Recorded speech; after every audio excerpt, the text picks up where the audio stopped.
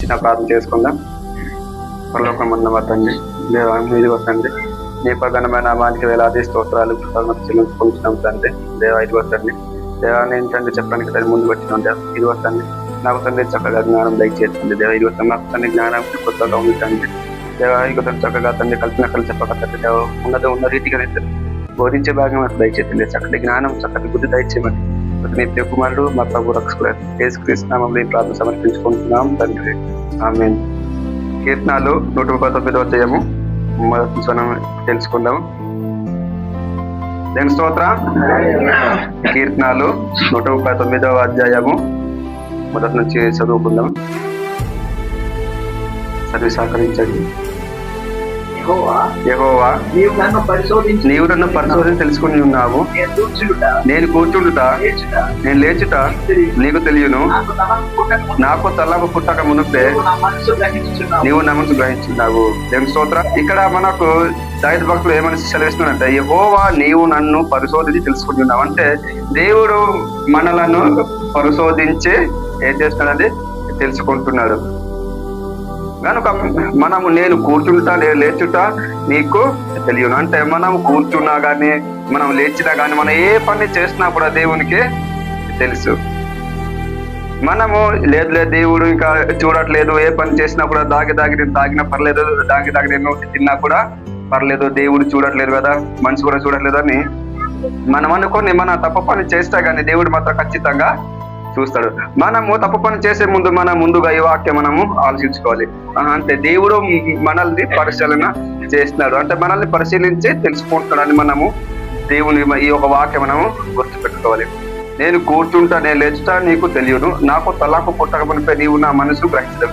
అంటే మన మనసులో లేదా ఏమైనా చేయాలని మనకు తలంపు రాక మునిపే అట దేవునికి తెలుసు అట.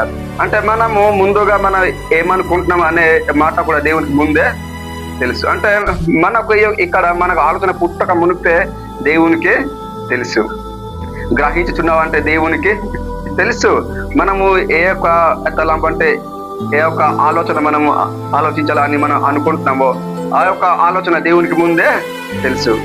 నా పరకను నా నడక నా పరకను నీవు పరిశీలన చేసి ఉన్నా. చూడండి ఇక్కడ మన యొక్క నడావిడి కను మన యొక్క పరకను దేవుడు పరిశీలన చేస్తున్నాడు. అంటే చూస్తున్నాడు, దేవుడు మనల్ని చూస్తున్నాడు, పరిశీలన చేస్తున్నాడు. అంటే మనం ఏ విధంగా నడుస్తున్నాము, ఏ విధంగా పడుకుంటున్నాము అనేది దేవుడు మనల్ని ప్రతి ఒక్క పనిలో మనం ఏం చేస్తున్నాడంటే పరిశీలన చేస్తున్నాడు.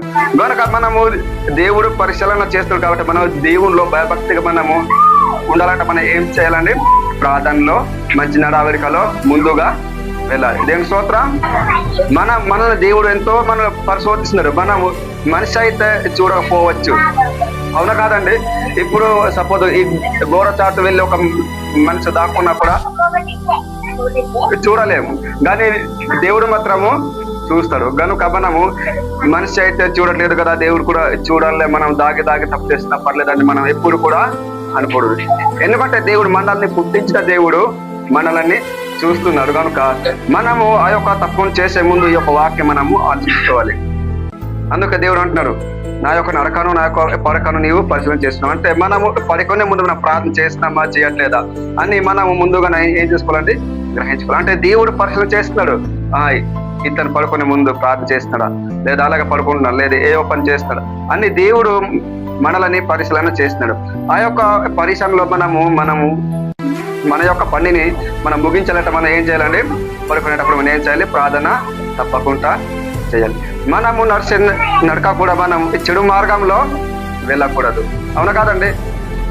మనము చెడు మార్గంలో వెళితే దేవుని పోరాటానికి వెళ్ళగలమండి? చెప్పండి.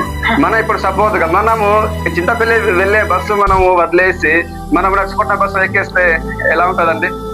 చెప్పండి. వెళ్ళిపోతాం. అంటే మనం చేరుకునే గమ్యానికి మనము కరెక్ట్ గా చేరుకోలేము. ఎందుకంటే మనం ఎక్కిన బస్సు రాంగ్, అది కరెక్ట్ కాదు. అందుకే మనం కూడా దేవుని యొక్క రాజ్యం మనం చేరుకోవాలంటే మనము నరకానికి వెళ్ళకుండా మనం దేవుని రాజ్యం మనం చేరుకోవాలంటే ఈ భూమిలో ఉన్నంత వరకు మనము ఏం చేయాలండి, మన యొక్క నడకలో కానీ మన యొక్క మాటలో కానీ మన యొక్క పడకలో కానీ మనం ఏం చేసుకోవాలి, దేవుణ్ణి గుర్తుపెట్టుకోవాలి. అవునా కాదండి? మనము దేవుణ్ణి మనం గుర్తు పెట్టుకుంటేనే దేవుడు మనల్ని పరిశీలన చేస్తున్నాడు. కాబట్టి మన దేవుని ఖచ్చితంగా గుర్తు పెట్టుకోవాలి. మనకు తలంపు రాక మునిపే దేవునికి తెలుసు. అంటే నేను పలానా రోజు ఈ దొంగతనం చేయాలి కానీ, పలానా ఈ తప్పు చేయాలి కానీ అని మనకు ఆలోచన రాకముందే అట దేవునికి తెలుసు. మంచి పని చేయాలని కానీ ఏదో ఒక అంటే మన యొక్క మనసులో మనకు రాక మునిపే దేవునికి తెలుసు. అందుకే నాకు తలంపు రాక మునిపే నీకు తెలియను అంటే మనకు తలంపు పుట్టక మునిపే దేవునికి తెలుసు అంట. కనుక మనము ఏ పని చేసినా కానీ దేవునికి ఇష్టపడేటట్టుగా మనం పని చెయ్యాలి. అవునా కాదండి? మనం నడిచే నడక కూడా దేవునికి ఇష్టానుసారంగా నడవాలి.